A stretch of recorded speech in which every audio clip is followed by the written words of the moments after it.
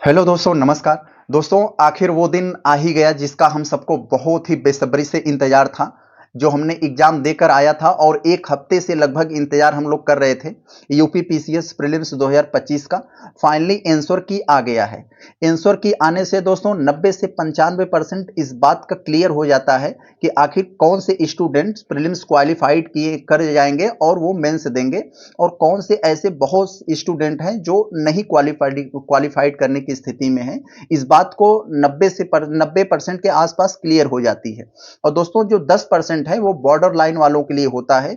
वो बेचारे बहुत ज्यादा भयभीत हुए रहते हैं। बहुत सारी कोचिंग संस्थाओं की, बहुत सारे गुरुजी लोगों की कट ऑफ प्रिडिक्शन के बारे में देखते हैं। उनको लगता है कि भाई हम आखिर प्रीलिम्स क्वालिफाइड कर रहे हैं या नहीं कर रहे हैं। क्योंकि दोस्तों, जो क्वालिफाइड कर लिए हैं और जो नहीं कर पाए हैं उनमें ज्यादा अंतर नहीं होता है, मामूली सी अंतर होता है। नॉलेज का तो हम ये मान सकते हैं कि बहुत ही मामूली सा अंतर रहता होगा।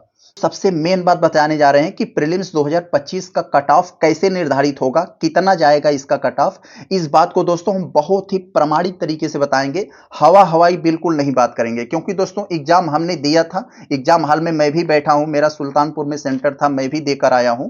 और उसके आधार पर और बहुत सारे ऐसे प्रमाण हैं जिसके आधार पर मैं ये बताऊंगा कि आखिर सच में कट ऑफ कितनी जाने वाली है। तो आप लोग सोच रहे होंगे क्या बहुत सारे गुरुजी लोग जो बता रहे हैं, बहुत सारी बड़ी बड़ी कोचिंग संस्थाएं बता रही हैं, वो क्या बता रही हैं, क्या वो गलत बता रही हैं?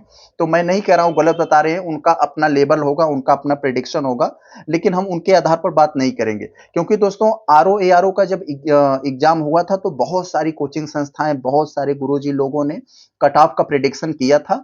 और दोस्तों ये उम्मीदों से बहुत ज्यादा परे इसका रिजल्ट आने पर तो बहुत सारी कोचिंग संस्थाओं को, गुरुजी पर बहुत सारी गालियां पड़ी, जिसको लेकर सारी कोचिंग संस्थाएं, गुरुजी लोग इस समय भयभीत हैं। सब लोग बढ़ा चढ़ाकर कट ऑफ बता रहे हैं कि भाई कल को हमें कोई सवाल न उठा सके। हमारे प्रिडिक्शन से कम जाएगा तो ठीक है, हमारे प्रिडिक्शन से अगर ज्यादा चला गया तो फिर इसका हमें नुकसान झेलना पड़ेगा, नेगेटिव कमेंट्स आएगा, गालियां पड़ेंगी। तो दोस्तों, जो एग्जाम अगर नहीं दिया है, जैसे बहुत सारे ऐसे शिक्षक हैं जो एग्जाम नहीं दिए हैं, बस जैसे ही पेपर पा गए, 4 लोग मिलकर सॉल्व किए, गूगल से, तमाम किताब से, विभिन्न स्रोतों से सॉल्व करके पैनल पर आ गए बताने और कहने लगे कि पेपर सरल है। अब दोस्तों, मैं यही कहना चाहूंगा कि जो बच्चे बॉर्डर पे हैं इस बात को वो समझ रहे होंगे आज। अगर उन्हीं शिक्षकों को 2 घंटा का समय दे दिया जाए, भाई यही पेपर तुम 2 घंटे में सॉल्व कर दो, और सॉल्व करके ये गोला भर के हमें दिखा दो 2 घंटे में कैसे करते हो। एसी में बैठकर तमाम चीजों से पढ़कर सॉल्व कराना अलग बात होती है। एग्जाम हॉल में बैठकर 2 घंटे में 150 पेपर सॉल्व करके गोला भर के आना बहुत बड़ा चैलेंज होता है। क्योंकि दोस्तों, एक स्टूडेंट जब घर से 1 दिन 2 दिन पहले निकलता है पेपर देने, तो किस स्थिति में है, उसकी तबीयत ठीक है कि नहीं है, वो ट्रेन में कैसे गया, खड़ा होकर गया, कहाँ सोया, उसकी तबीयत कैसी है, उन्होंने कितना नींद ली है, और उन्होंने किस तरह का प्रेशर झेला है, किस तरह का सिचुएशन झेला है। वहां गया, उसे एक टूटी हुई कुर्सी मिली हुई है, वहां पंखा चल रहा है कि नहीं चल रहा है। एक जर्जर स्कूल में जाकर वहां 2 घंटे जिस प्रेशर को लेकर बैठता है, उस प्रेशर को झेल पाना 1.5 घंटे। अब क्योंकि दोस्तों 1.5 घंटे का होता है, आधे घंटे तो लगभग इधर उधर गोला वाला भरने में चला जाता है, और 150 क्वेश्चन 1.5 घंटे में सॉल्व करके देना, उस प्रेशर को झेल पाना बहुत बड़ा चैलेंज होता है। और वही पेपर एक एसी में बैठकर तमाम चीजें, तमाम गूगल, तमाम स्रोतों से सॉल्व कर देना अलग चैलेंज होता है। तो दोस्तों, इन्हीं के आधार पर हम लोग बात करने जा रहे हैं। पेपर आपका जो था, एक हम लोग कुछ क्वेश्चन सरल थे, कुछ मॉडरेट थे, और कुछ हम लोग कठिन बना सकते हैं। तो हम ऑल ओवर ये कह सकते हैं कि पेपर बहुत ज्यादा कठिन नहीं था, कठिन उसे बनाया गया था जबरदस्ती। क्योंकि दोस्तों देखा होगा आप लोगों ने, जो क्वेश्चंस वन लाइनर लायक थे उसे जबरदस्ती जो है उसे स्टेटमेंट टाइप में बना दिया गया था। जिसके कारण दोस्तों स्टेटमेंट जो वन लाइनर टाइप के हो सकते थे, जब उसे स्टेटमेंट में बनाया गया तो समय हमारा ज्यादा चार्ट ले रहा था। अब जब समय चला गया तो बच्चे जब 50 क्वेश्चन सॉल्व करते करते देखे कि भाई 1 घंटा हो गया, बाकी 1 घंटे में हमें 100 क्वेश्चन सॉल्व करना है, उसी में गोला भरना है, तो उन्होंने अपनी गति, समझ लीजिए वो हवाई जहाज की तरह बढ़ाई, जिसके कारण बहुत सारी गलतियां हुई। क्योंकि स्टेटमेंट ऑप्शन ऐसा था, ऑटोमेटिकली इस तरीके से दुविधा वाला बनाया गया था, वो गलत होगा। उसी में समय की कमी हो गई दोस्तों, क्योंकि 1 घंटे में आप हर एक स्टूडेंट के साथ यही हुआ। जो अगला 1 घंटा जब बचता है तब नेटवर्क काम करता है कि भाई क्या हो गया, अभी हमारे पास इतना समय है, इतने समय में हमको इतना करना है, गोला भी भरना है। तो वो अपना आपा खो देते हैं, उस प्रेशर को नहीं झेल पाते हैं, आता हुआ प्रश्न वो गलत कर देते हैं। और जो सॉल्व भी करते हैं, कहीं गोला करने भरने में गलत हो गया, कहीं क्वेश्चन पढ़ने में मिस्टेक हो गया, तो ये सब सारी गलतियां वहां पर होती हैं। इसको लेकर बहुत सारे स्टूडेंट, मेरा भी ऐसा दोस्तों 4 या 5 क्वेश्चन मेरा भी गलत हुआ है। 2 तो मैं यस को नहीं पढ़ लिया था, क्योंकि जल्दी जल्दी पढ़ रहा था, तो उसमें लिखा था नहीं, जैसे एक जनजाति वाला था एस्किमो करके, तो वहां मैंने उसको नहीं, मेरा ध्यान नहीं गया, जबकि उन्होंने हाईलाइट करके लिखा था, तो उसको मैंने यस पढ़ के लगा दिया, वो गलत हो गया। एक उत्तराखंड वाला जो था पुष्कर कुंभ मेला, ये मैंने गलत कर दिया हूँ।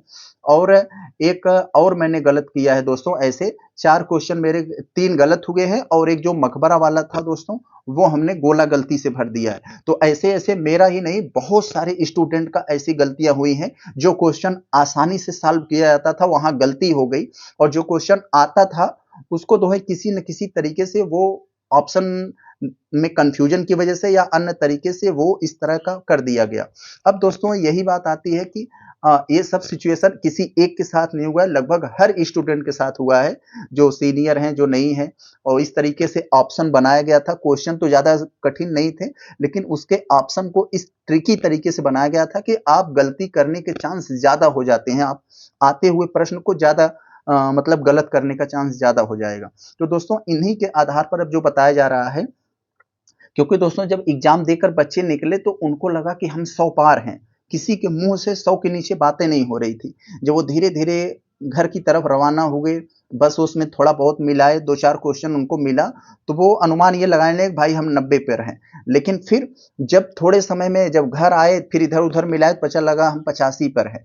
फिर धीरे धीरे जब आंसर की आया तब मिलाए, तो उनको लगा भाई हम 75 80 85 के बीच में हैं। तो ये हालात हो गई है दोस्तों। तो मैं अपना बता दूं, मेरा इस समय लगभग 91 के आसपास मेरा बन रहा है, सब काट पीट के। हालांकि जब मैं दिया था तो हमें लगा कि हम 110 के पार होंगे, लेकिन दोस्तों इसमें मिलाने के बाद हम लगभग 91 हमारा बन रहा है, 90 पॉइंट कुछ। तो हम इतने पे है जो हमारा ये है। अब दोस्तों हम बताते हैं कि कट ऑफ का प्रेडिक्शन क्या होगा। तो जो लोग बता रहे हैं इतना होगा उतना होगा, तो पहले मैं ये बता दूं कि दोस्तों ये जो होने वाला है, आप ये मोटा मोटा मान लीजिए, क्योंकि दोस्तों 15 गुना बुलाते हैं, हम मोटा मोटा ये मान लें कि जो बढ़ने वाली है सीट अगर बढ़कर 800 के आसपास हो जाती है, 700-800, तो इसका अगर 15 गुना अगर बुलाते हैं, तो 15 गुना बुलाते हैं, तो इसका मतलब ये हो जाएगा दोस्तों कि आप 12-13 हजार लगभग बुलाएंगे मेंस के लिए। और दोस्तों यदि मेंस के लिए 12-13 हजार बुलाया जाएगा, तो वो बच्चे कहां से लेंगे, जमीन खोद कर या आसमान से थोड़ी लेंगे, इन्हीं बच्चों में से लेंगे ना। तो हमने यह अनुमान लगाया कि मान लीजिए 500 ऐसे बच्चे होंगे जिन्होंने 100 से ऊपर क्वेश्चन किए हैं, और 1000 बच्चे ऐसे होंगे जिनका 95 से 100 के बीच है, और 2000 ऐसे बच्चे होंगे जिनका 90 से 95 के बीच होगा। तो मान लीजिए ऐसे ऐसे 3000 3500 ऐसे हम लोग मान लीजिए 4000। तो और बच्चे वो कहां से लाएंगे, उन्हीं को पीछे आना ही पड़ेगा, क्योंकि उन्हें 13-14 हजार 12 हजार के आसपास उनको लेना है।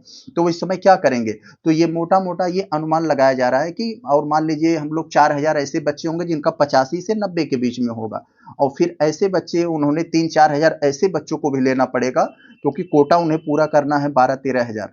तो वो 80 से 85 के बीच बीच में भी होगा।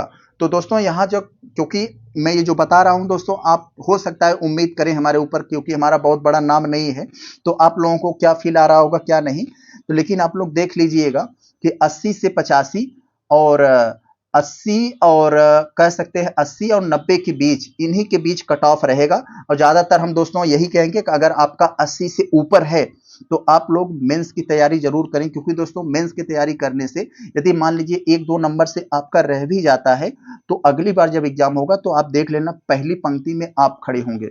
दोस्तों ये हो क्या रहा है, जैसे मैं आपको अगर बताऊं, तो अगर जैसे आप मेंस की तैयारी अगर मान लीजिए आप कर लिए, तो क्योंकि दोस्तों आजकल प्रीलिम्स फिर निकाल लेना, मेंस में जाके लटक जाना, ये तो अच्छी बात नहीं है ना। आप मेंस की तैयारी अगर करे रहेंगे तो इससे क्या होगा कि आपके जो छोटे मोटे फैक्ट्स हैं वो प्रीलिम्स के लिए भी तैयार हो जाएंगे, और अगली बार जब आपका निकलेगा प्रीलिम्स तो तय है आपका निकलना, क्योंकि अगली बार पहली पंक्ति में आप ही होंगे। तो वहां क्या होगा कि आपका मेंस भी आसानी से क्रैक हो जाएगा। प्रीलिम्स से निकाल कर फिर वाहवाही करके मेंस के लिए आप तैयारी नहीं है तो फिर उसका कोई मतलब नहीं। तो आप अपने आप को दोस्तों मेंस की तैयारी में झोंक दें। अगर आपका 80 से ऊपर है तो प्लीज मैं आपसे यही कहूंगा कि आप मेंस की तैयारी में लग जाइए, और जहां तक आपका चांस है हो भी सकता है, और होने का तो दोस्तों 80 के ऊपर, 80 के मतलब ऊपर तो नहीं जाना चाहिए।